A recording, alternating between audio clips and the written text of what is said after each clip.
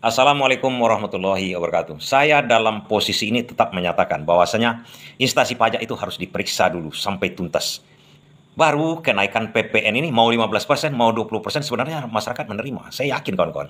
Masyarakat ini bukan orang yang bodoh, bukan orang yang tidak taat pajak. Taat pajak mereka. Tapi yang tidak disenangi masyarakat adalah dibohongi. Ingat, dibohongi.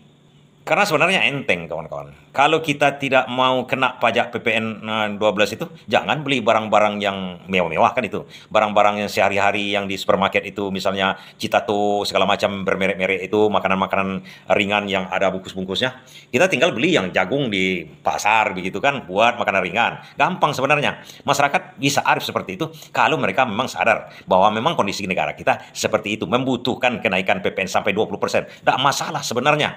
Kan barang-barang yang akan dinaikkan barang-barang di minimarket, kemudian pasta-pasta yang hebat-hebat, begitu kan, obat-obatan ya tetap naik. Tapi lagi-lagi masyarakat harus percaya kepada instansi pajak karena instansi pajak ini mengatakan bahwasanya pajak kita ini tekor, tak bisa membelanjai APBN. Tekornya berapa, begitu kan? Ya, cuma masuknya segini, 2.000 triliun. Kan itu yang dikatakan oleh instansi pajak. Dan itu dilindungi oleh Menteri Keuangan. Dilindungi kenapa?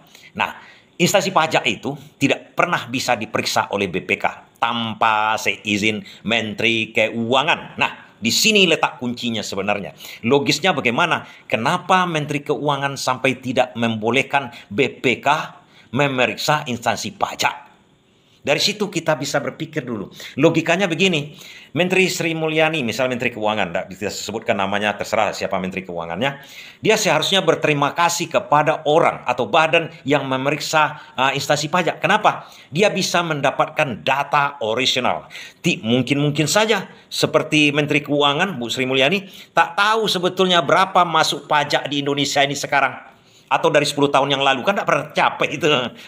Jangan-jangan Bu Sri Mulyani-nya ditipu juga oleh dirjen pajaknya. Kan ada dirjen pajak yang masuk hari itu bermasalah. Ada kepala bea cukai kan masuk pajak juga itu. Bea cukai yang masuk ke kandang setumbin. Kandang setumbin itu penjara. Nah, logikanya begitu.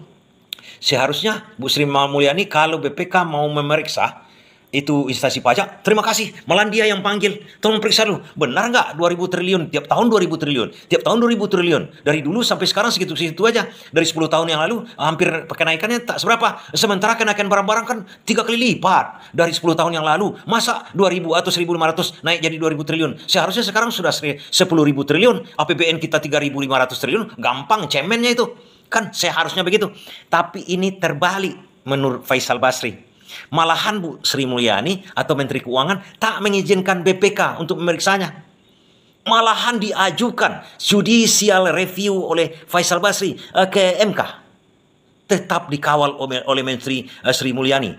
Jangan dibolehkan masuk ke instansi pajak. Seharusnya Menteri Keuangan, karena otoritas sama dia, mengizinkan saja sudah bisa diobrak-abrik instansi pajak itu.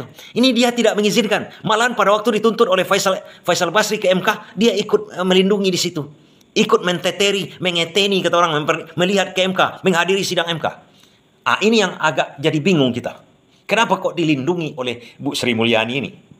Apakah benar-benar jujur seluruh orang perpajakan itu? Pertanyaan kita. Di dunia ini apa betul ada sekelompok orang, 1.000 orang, sekian ribu orang, apakah jujur semua? Saya rasa tidak. Aku aja sendiri. Kita pun sering-sering juga berbohongnya kan. Ya, yakinlah ini yang nonton ini. Yakin. Tanya diri kita pribadi. Jawab sendiri. Pernah nggak kita bohong? Pernah. Bahkan sering. Dan ini dalam ilmu auditor namanya. Seluruh orang yang bekerja itu harus dicurigai. Auditor itu apa kawan? Pemeriksa. Pemeriksa itu mengaudit. Mengaudit katanya kalau tim audit datang udah kayak kucing kurap itu semua karyawan yang bersalah itu. Nah, sekarang Sri Mulyaninya atau Menteri Keuangan yang tak membolehkan dari dulu, dari semenjak dia menjabat. Makanya Faisal Basri mengatakan itu yang bisa menyentuh instansi pajak itu cuma Tuhan katanya. Logikanya harus kita mainkan begini dulu kawan-kawan. Kalaulah kita ini bersalah misalnya, saya bersalah ini. Saya mau diperiksa, takut saya kan? Kalau saya benar, ngapain saya takut? Periksalah. Kalau saya kan pernah jadi karyawan juga dulu. Kalau kita salah, datang audit itu mati kutu kita itu. Psikologinya begitu. Tapi kalau kita benar, ya periksa. Obrak-abrik lah. Terserah kalian lah. Hancurkanlah ini semua. Nggak masalah. Aku menjalankan tugas saja. Tapi kalau kita bersalah, atau anak buah kita bersalah, kita lindungi dulu. Atau dia yang bersalah rasanya kan, atau anak buah kita yang bersalah. Kita lindungi itu, habis-habisan kita melindunginya, sampai keluar air mata darah itu, mohon-mohon kepada audit. Ini yang logika-logika seperti ini, jangan-jangan juga Bu Sri Mulyani ya ditipu-tipu oleh dari petugas pajaknya. Segitu-segitu aja lah katanya kan. Kemudian Pak Prabowo juga, oh segitunya ya. Sementara Pak Prabowo pening memikirkan sekarang pilkada pemborosan, buang. Kemudian jangan lagi ada entertainment atau jalan-jalan ke luar negeri daripada ASN. Padahal ASN itu perlu healing. Manusia juga kan. Ini bingung Pak Prabowo. Kemudian Pak Prabowo katanya mau memaafkan koruptor asal bisa memasukkan uang negara. Kan pusing memang. Pusing lah. 800 triliun nanti mau dibayar. Yang dibuat hutang oleh Menteri Sri Mulyani bersama Jokowi kemarin itu. Yang bayar sekarang Pak Prabowo. Pusing dia. Untung dia tidak beruban seperti saya. Kalau sempat saya berpikir seperti itu, udah habis ini. Bukan uban lagi nih, licin ini. Mungkin Pak Prabowo ini agak awet muda dia kan. Hitam terus rambutnya sampai sekarang. Dalam hal ini sebenarnya kita menyarankan kepada Pak Prabowo, Bu Sri Mulyani, periksa itu. Ngapain dibela-bela begitu? Nah, kan tidak salah. Biar kita tahu, jangan-jangan mereka nombok pajak yang 2.000 triliun itu, ditombok karyawannya. Jadi potong gaji karyawannya sebagian kan, karyawan pajak itu untuk menutup 2.000 triliun misalnya. Atau memang kemungkinannya masuknya 4.000 triliun, di tengah jalan hilang, mana tahu. Jangan-jangan Bu Sri Mulyani ataupun Pak Prabowo sendiri mungkin tidak harus bisa percaya begitu saja kan. Kan udah lama memimpin partai, memimpin ini, kita tahu, kita sendiri atau anak buah itu tidak betul semua, tidak juga. Mungkin kita harus yakini dulu dalam keilmuan. Bu Sri Mulyani ini hebat memang. Hebat dia dalam keilmuan. Artinya dia ini adalah seorang yang zaken kabinet itu ada sama dia. Tapi zaken kabinet itu tidak diperlukan lagi kalau hanya untuk menyengsarakan rakyat. Saya ini berprinsip bahwasanya kalau kenaikan PPN 12% itu sedikit menyengsarakan rakyat. Tapi saya akan sangat mendukung dalam arti kata tidak menyengsarakan rakyat lagi kalau di Direktorat Jenderal Pajak itu diperiksa habis-habisan dulu. Mumpung ini di awal pemerintahan Pak Prabowo.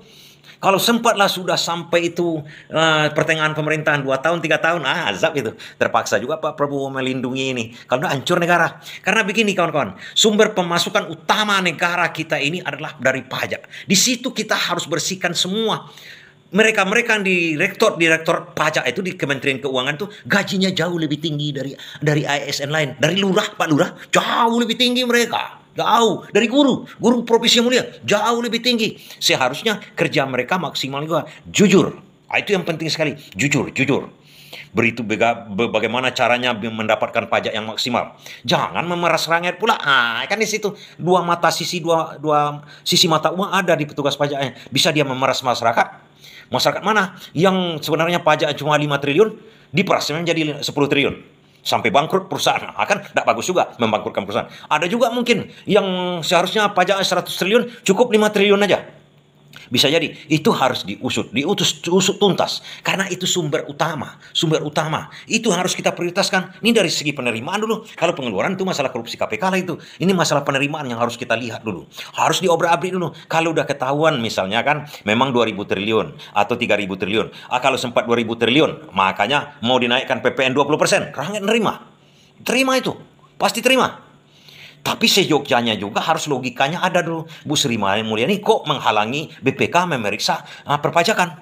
Ini tidak logis. Seharusnya Bu Sri Mulyani berterima kasih kepada BPK. Tolong periksa. Ya, tolong periksa. Saya juga harus mengetahui betul-betul ini. Perpajakan ini bersih atau tidak. Tapi ini kata-katanya dari penjelasan dari Faisal Basri ini akan melindungi. Apa Bu Sri Mulyani ini terhipnotis begitu kan? Sampai Pak Prabowo pun di atas terhipnotis. Percaya aja begitu. 2.000 triliun. Segitulah itu. Bingung kita kan? Marilah kita sama-sama bingung. Saya tidak mau memberikan pencerahan hari ini. Mari kita sama-sama bingung. Terima kasih.